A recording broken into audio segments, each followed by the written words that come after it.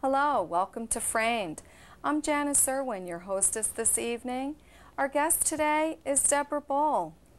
Deborah's an interior decorator. She's decorated such places as the Ronald McDonald House in Albany, residences all over the Capital Region, and she's participated in the Albany Symphony Orchestra's Vanguard Showcase House for a number of years. Welcome, Deborah. Thank you, Janice. Deborah has an extensive background in the arts. She participated as one of the team members for the New York Metropolis Hall at the New York State Museum.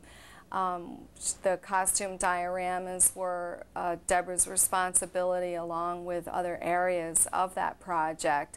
She has her fashion design degree from FIT and quite a long list of art-related activities. So, Deborah, why don't you tell us a little bit about yourself? Okay, I guess I would start with really how I grew to love design, and I would say that my earliest memories are of loving old things.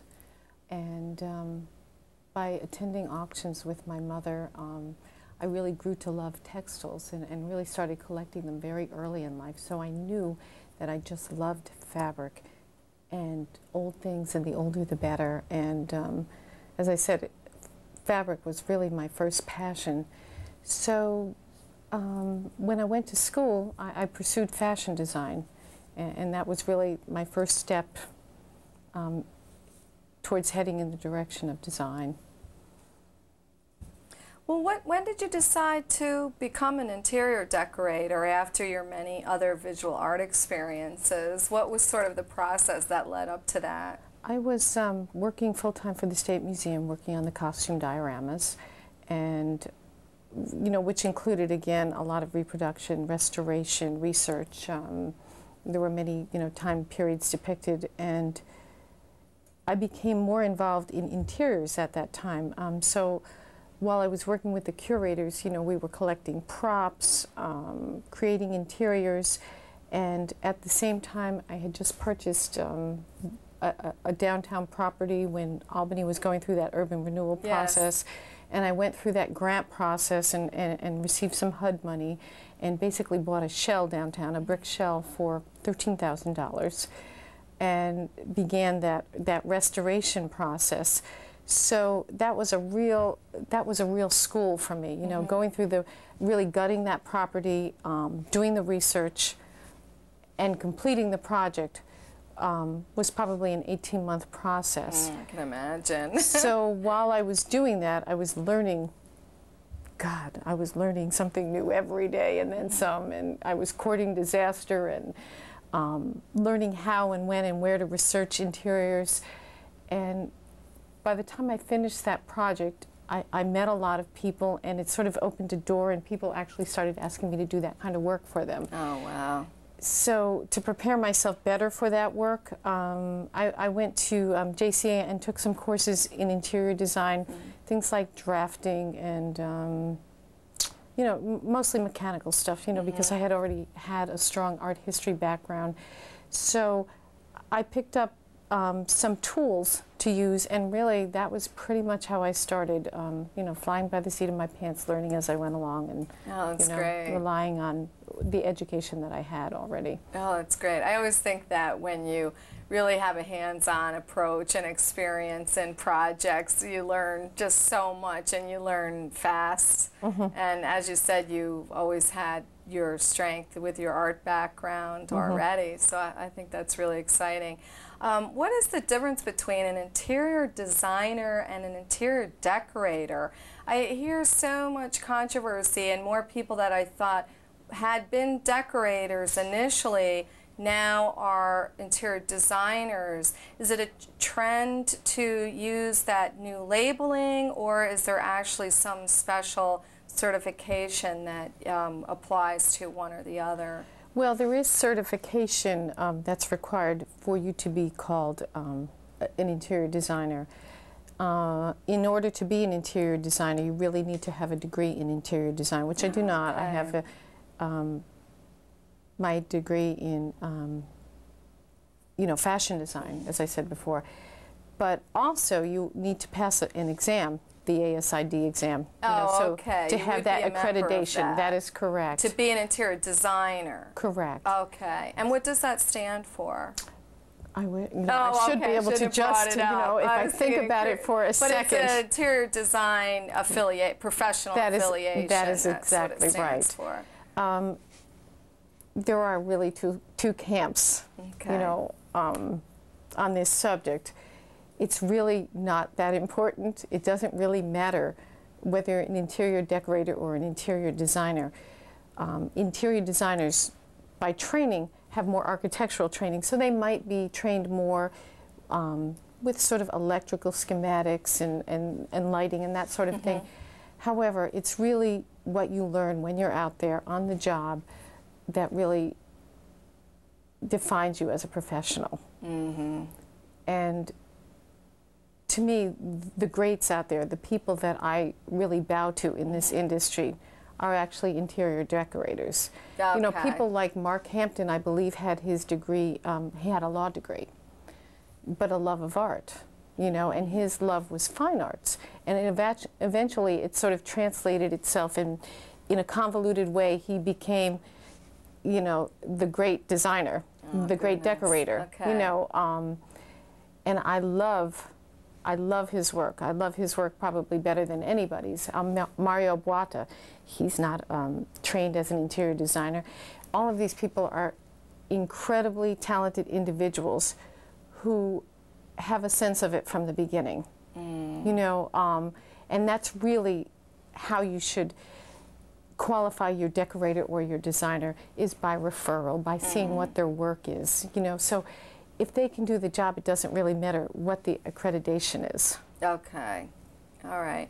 So I know in film production, the production designer paints the large picture and is the one who's in charge of all the architectural type designing, as well as the color schemes and overseeing the costume design and the interior decoration, while the interior decorator is the one responsible for bringing in the fabrics and the actual, furnishings of the structure that the designer has sort of painted the palette for. Right. So I think with interior work, I've always wondered, well, where's that line, with an interior designer, interior decorator? Would an interior designer ever work with an interior decorator, or would it be one or the other? That would be a very project? Redundant, absolutely. Okay. I mean, it would not be unusual for an architectural firm to, in fact, most large architectural firms will have on-staff decorators or designers, but that would be a very redundant position. Okay. They would work in very much the same way. And do you have a favorite style? I would say, well, first of all, I have no favorite pure style, because if it was a pure style, I would abandon it, because I really love a room to evolve. I like it to look like it's been there forever. So a lot of my training, and probably the part of the training that I draw on every day, is really my art history and architectural history. And by using that frame of reference, you have an awful lot to draw back on. And I think that that's something that's really lost in most educational programs. I would say even if you are studying to be an interior designer and you have that degree, there is not enough emphasis on art history, architectural history, and fine art. And you have to, the more you see, your job as a designer is to see as much as you can see. You just see and see. You go to every gallery, you see every new city I go to, I just try to see as many buildings and lobbies and paintings and museums and everything that I can see. So that, to answer your question, that's a long answer, to answer your question, taking all of these elements, the way that I would define my style would be certainly eclectic, but sort of country English, English country French, because those two styles are about cultivating collections that might span over 200 or 300 years. It's about revering a piece that could be 300 years old, but putting it next to a piece that is so modern, or a 30s piece, and knowing how to mix those elements successfully using a Rose Cummings chintz and a modern chenille and tapestry and mixing woods and mixing porcelain and throwing them all together, but coming up with something that looks like it's been there forever. Neat. I would think that it would sort of be like rubber stamping if you were going with the pure style. Absolutely. Is that, yeah. Absolutely. So you're really just duplicating someone else's, where if you kind of go off that a little bit, that's where the challenge would be, and the excitement and the creativity and the rewards, correct? Okay. You've had some recent successes. I think Ronald McDonald House is one of them. Now, what about this project right here? Is this something that you're working on now? This is a commercial project, you know, for a large dental office. And the reason that I have this on a presentation board is because when working with a group and working with that number of rooms and that number of samples, it's a tool for putting it together in a small space and making sense of it. And at a glance, you can really understand what the color scheme is and what the feel of the project is. How many rooms does this represent? Well, it's about 4,000 square feet total. So there are private offices, operatories, reception areas, business areas, x-ray areas, etc. Oh my goodness. So this sort of shows something about how you work. Yes. Is the way I'm looking at it. This is something that the client would be able to either have as a presentation for their committee, or for you to help lead the client into a better understanding of what the project is going to look like when you finish. How do you work with a client? What's the process for that? Well, the way that we start is a first appointment, and that would be, you know, that first consultation. Before I go there, I encourage the prospective client to list all of their questions and all of their needs and all of their goals, and usually they will find that they have actually wondered about furniture placement for the last 10 years, or what direction am I going with furniture. I will also encourage them to go to a newsstand and pull out pictures from 10 magazines. What looks good to you? What inspires you? What feels good to you? And I also love to see what they have collected over their lifetime.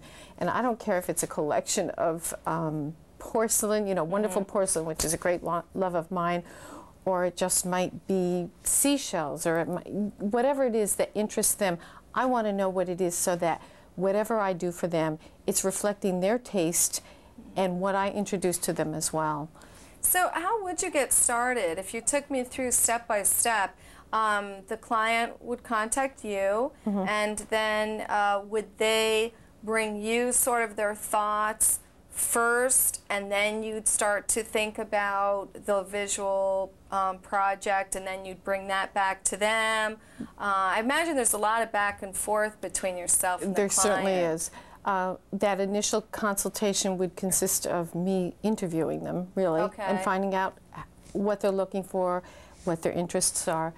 Then I may photograph the area, take some notes, take measurements, so that when I come back I can actually, and our goal might be for the first project, let's just decorate the living room, or let's just decorate, you know, let's do the whole downstairs.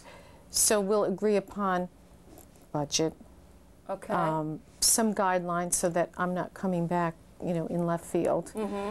So budget, guidelines, etc., and set a date for the next presentation, which may be in this form. But usually for a residential job, it is not. I'll just come lugging my books and paint chips and fabrics, etc., you know.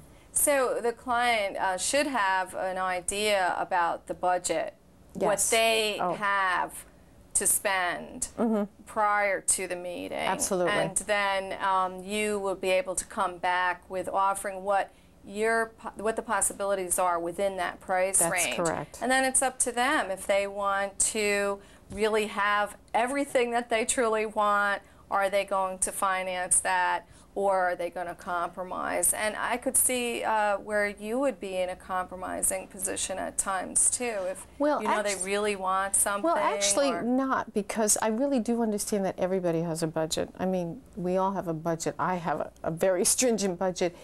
It's really important to have a plan. Good. So maybe you can only purchase the sofa this year. Okay. But what I can present is a plan. So it might be a 5-year plan. And at least we know that the purchase of this sofa is going to work well with the purchase of the draperies next year, with the purchase of the Oriental rug the year after. We pick a starting point. What is the most important thing? And you have a plan and you build on it. And because of the way that I design, it's not going to be a plan that's going to be obsolete in 5 years.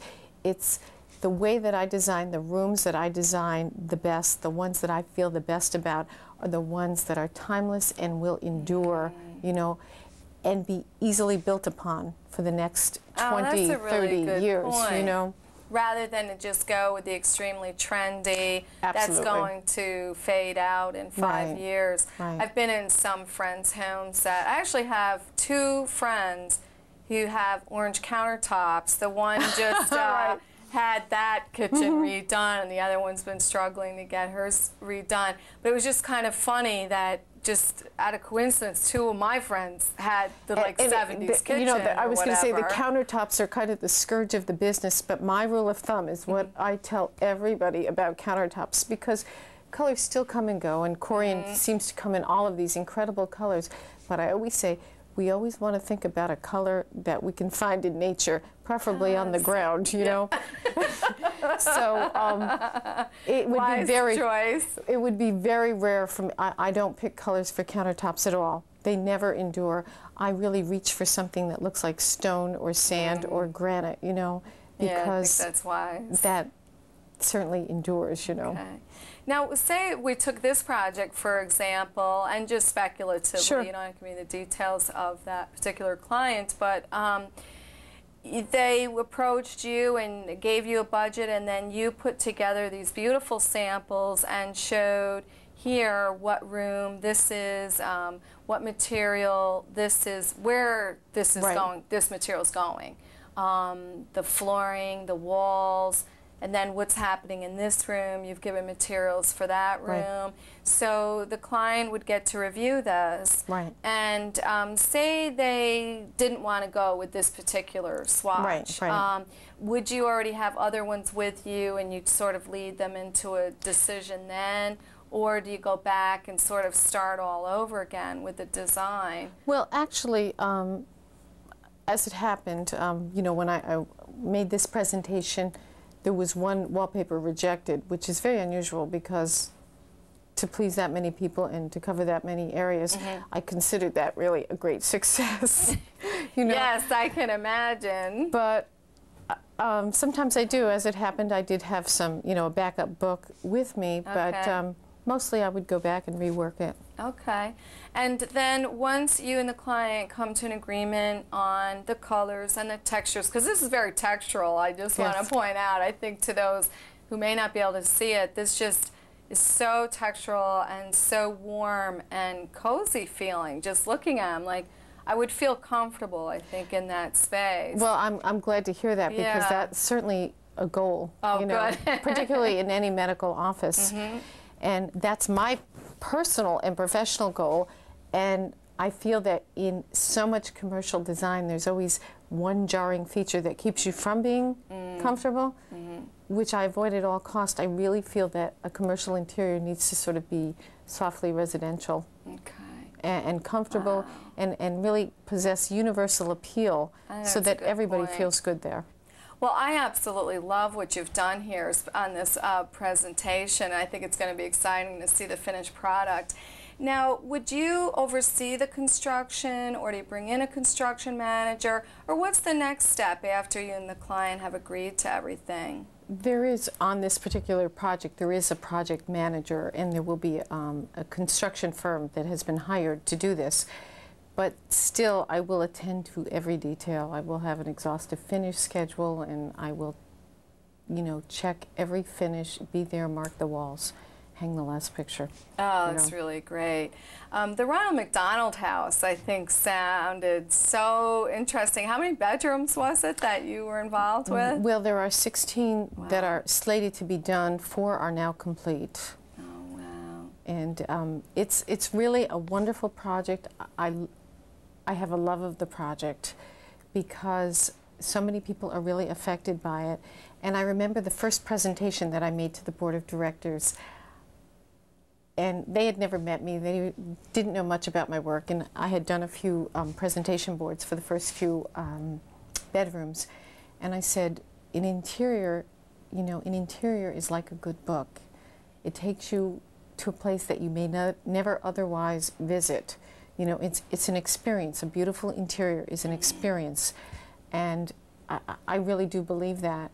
And so the director of Ronald McDonald House, when I first met her, she said, our only job here is to offer comfort. You know, we cannot change the tragic circumstances that have brought them here. We can't make their children well, but we can offer haven. And I'm so surprised and pleased at the feedback that's come back from the rooms. People, you know, fill out journals and guest books, etc. And I feel that my job is to really sort of transport people. And I've done rooms that have been true to the architectural period of the house, and I've done other rooms that have been based purely on whimsy. Oh, it must be fun, especially having families in there and under such sad circumstances. And it's really fun. I do spend a lot of time there, and I've gotten to know families and guests and staff there. It's been such a wonderful experience being a part of it, and I love seeing the families, you know, react to the rooms. A room I just completed sort of represents the interior of a ship cabin, and it is just so much fun. Even I'm having fun with it. A local artist, Joyce Sarakan, who is a wonderful faux artist and a wonderful painter, created porthole scenes. I had portholes made. So there are actually windows inside of the room that appear to be portholes, and from them you see the riggings on the ship, the horizon, etc. She did a wonderful job for me, and people just love it. I've driven by the Ronald McDonald House so many times since I live in Albany, and my daughter had done some volunteer work there a number of years ago. I think it's such a tremendous cause that they serve to begin with, and then for you to be part of that as well as the interior decoration of the project. I love it. I love it. It's really a labor of love for me. Oh, neat. This other project that you did that we're showing you some pictures of, you have some before and afters, and you mentioned to me that you were marrying so many different types of materials and images.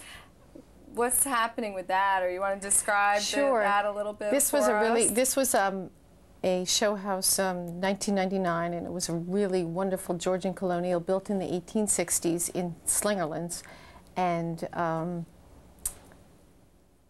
the challenge was to convert this 1960s kitchen with avocado green countertops. Okay, of course. there we go. I was going to mention the avocado when I was talking about the orange. And create a kitchen that looked like it had really always been there, but also offered all of the most modern amenities as well. So upon first inspection, I was in the basement of the house, and my partner and I, the person that I designed the kitchen with, Mary Johnston, we found some old cupboards from probably the turn of the century. You know, not really from the original house, but from the turn of the century that had been abandoned for the 1960s conversion. And I said, I love them, let's use them. So we used Schrock cabinetry in combination with beadboard, and which there was quite a lot of beadboard in the house already, so we really repeated that theme. And I do love painted beadboard. I can't use enough of it. We used the original cabinets that were painted. We used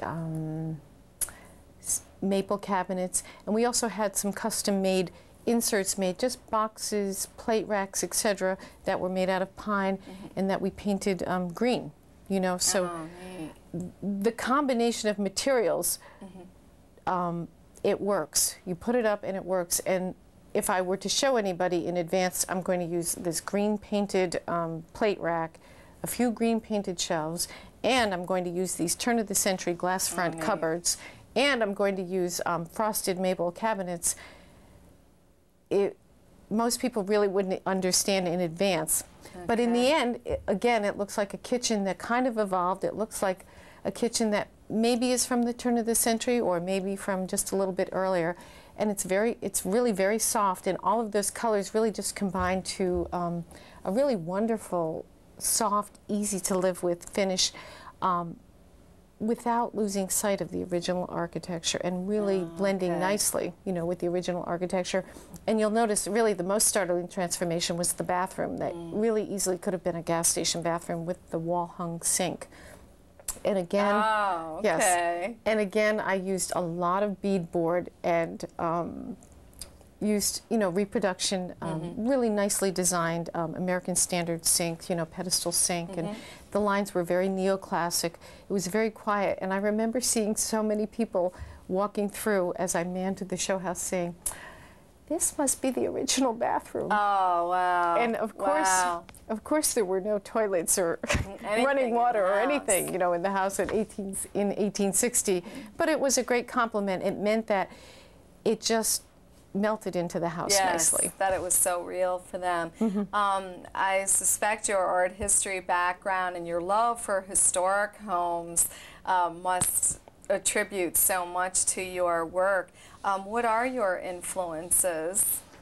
Well, again, I would say, you know, my love of, you hit the nail on the head, my love of old things, my love of old houses, my love of textiles, vintage textiles, which I use a lot of in my work. I do collect textiles extensively, so I don't miss an opportunity to have great pillows made or ottomans made from, you know, the old textiles.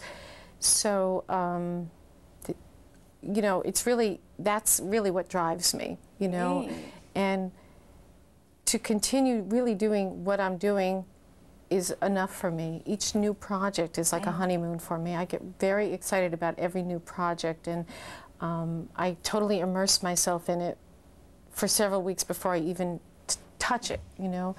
But I think the more old homes, the more antiques, the more artwork, the better, you know, for me. It's fabulous. You've really inspired me while we've been doing this show. You make me want to just get out there and keep working on decorating my home, which has been a project for the past, well, lifetime, I should say, ongoing. But I think you brought so much inspiration to us today, and I want to thank you so much for coming. Do you have any closing statement at all about you or your business as we close? Well, I think you just brought up something that made, when you said that you know, decorating your house is an ongoing project, and it should always be an ongoing project. It's a work in progress. It's never done, and when it's done, it means you don't care about it anymore. I think that you should always look at your rooms with fresh eyes and never think of them as complete, and always take a minute to move something, change something, you know, turn it around a little bit. And I love to say to my clients, a house that's fully evolved means that you can take something from your living room and put it in your dining room or your kitchen or your bedroom, and it looks right there, because at that point you have defined your own pure style, you know. Well, those are great thoughts to end the program, and Deborah's phone number is on the end credits, and we hope you enjoyed finding out about interior decoration from Deborah Bohl. Thank you. Thanks, Janice.